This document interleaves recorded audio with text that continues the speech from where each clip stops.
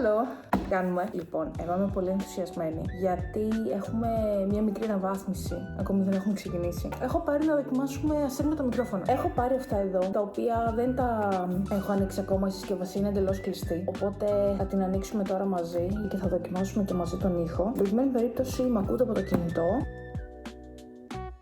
Τώρα λογικά με ακούτε από εδώ. Η όψη του μου αρέσει, είναι αρκετά μικρό. Επίσης αυτό που δεν σας έδειξε Μαγνήτης, ο οποίος κάλλιστα σου επιτρέπει να κάνεις κάτι τέτοιο. Και έτσι δεν κρατάω στο μικρόφωνο ούτε τίποτα. Είναι αρκετά portable, δεν είναι βαριά ούτε ηθική ούτε κάτι, ούτε πιάνει πολύ χώρο. Οπότε σίγουρα θα το δοκιμάσουμε και τις επόμενες μέρες για να δούμε εντυπώσεις. Ήρθε η ώρα της ημέρας. Θα πάμε βόλτα με αυτόν εδώ το φίλο μου, τον καλό Ρίγκο.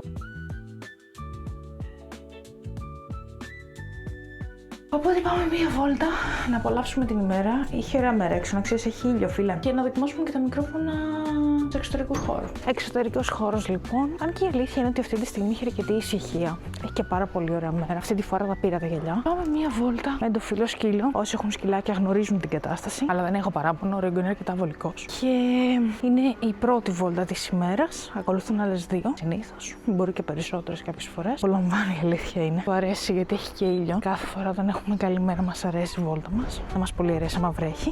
Σας αφήνω για να συγκεντρωθεί.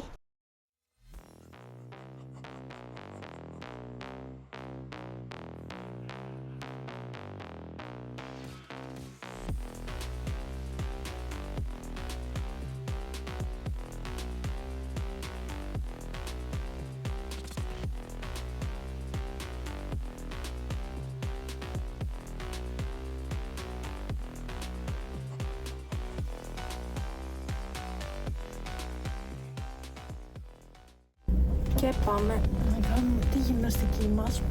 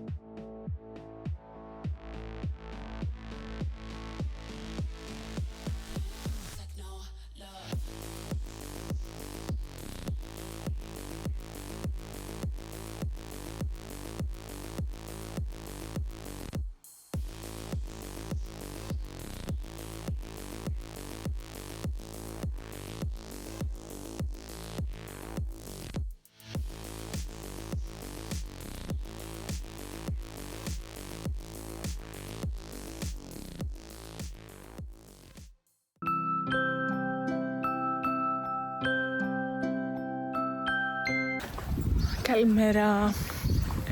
Άλλη μια μέρα μας βρίσκει έξω από την προπόνηση. Σήμερα έχω ξεχάσει να πάρω το μικρόφωνο, οπότε μπορούσα να πούμε κανονικά. Τέταρτη προπόνηση αυτή την εβδομάδα. Και πάμε λίγο γρήγορα γιατί έχω αργήσει.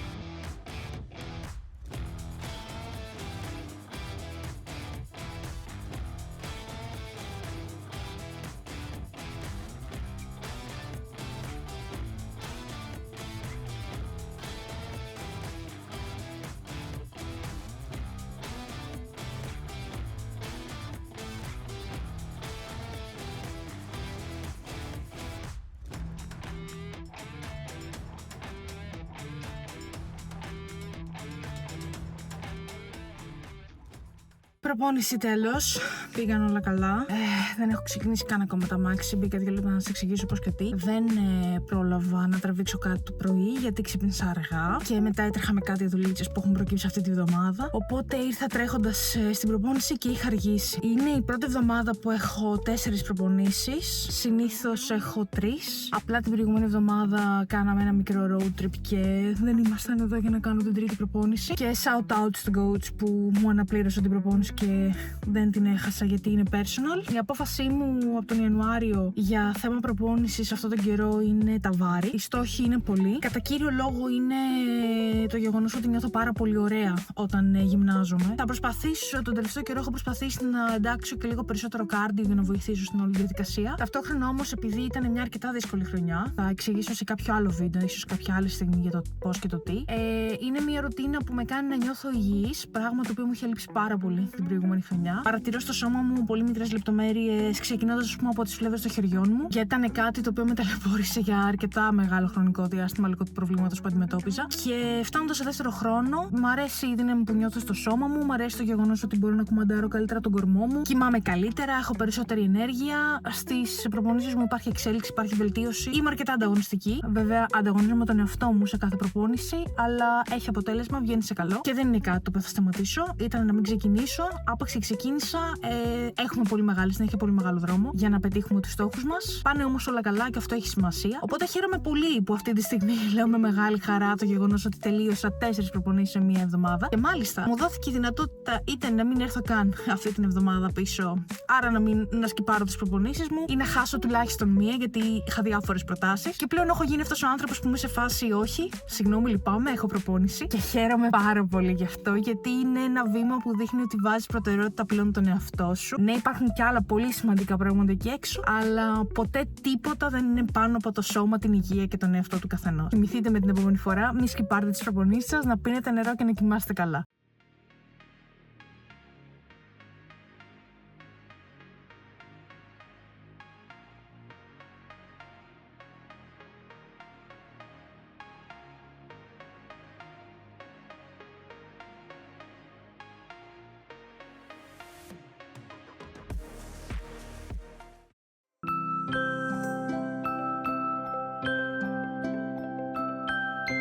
Καλημέρα you guys. Τι κάνουμε? Με πετυχαίνετε σε ακόμα μία βόλτα με το φιλοσκύλο μου.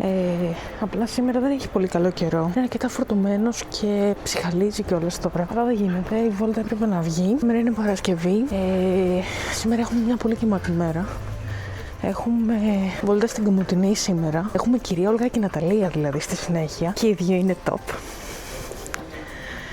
Και αύριο έχουμε γενέθλια Δημητρή. Και χαμός.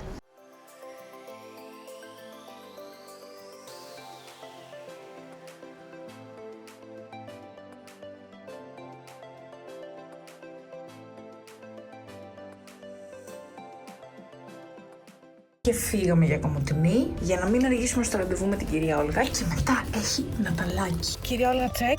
Είμαστε στο αυτοκίνητο, πηγαίνουμε προς την Ναταλία, η οποία δεν ξέρει τι έχουμε φέρει σήμερα μαζί τα μικρόφωνα και τι θα τα γνωρίσει μαζί με εμάς τα μικρόφωνα. Οπότε φύγαμε. Λέω. Άντε να παίξει κανένας άλλος. Καλά, πώς κάνεις έτσι. Πάει και η τράπεζα εδώ. Αγοράζεις το πρώτο μπλε. Έτσι θα πληρώσω.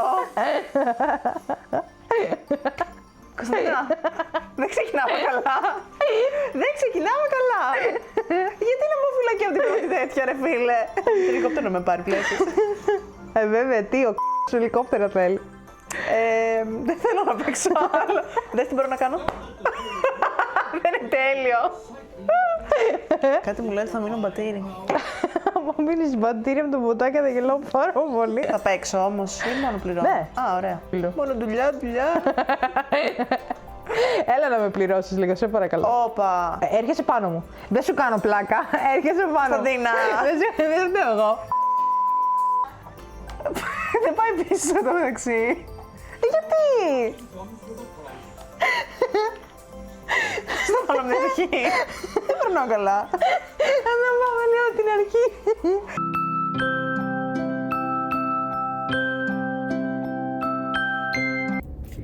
Καλημέρα. Σάββατο σήμερα. Έχουμε χάσει λίγο τις ημέρες. Αρκετά παράξενη εβδομάδα. Αρκετό τρέξιμο η αλήθεια είναι. Αλλά τώρα το τρέξιμο. Πάλι έχουμε μία δουλίτσα να πάμε να κάνουμε. Και μετά γυρνάμε. Και έχουμε προετοιμασία γιατί πηγαίνουμε σε ένα πάρα πολύ ωραίο μέρος σήμερα. Γιατί έχουμε τα γενέθλια. Τα λέμε σε πάρα πολύ λίγο. Many minutes later. Χαλό. Είμαι στα μάξι, μόλις έχω γυρίσει από τα γενέθλια που σας έλεγα προηγουμένως ότι έχω να πάω. Τα γενέθλια ήταν μαγικά, γιατί απλά είναι μαγικός ο άνθρωπος ο οποίος γιόρταζε και ήμασταν όλοι εκεί για να το γιορτάσουμε. Δυστυχώς δεν έχω πλάνα από εκεί σήμερα γιατί έβρεχε.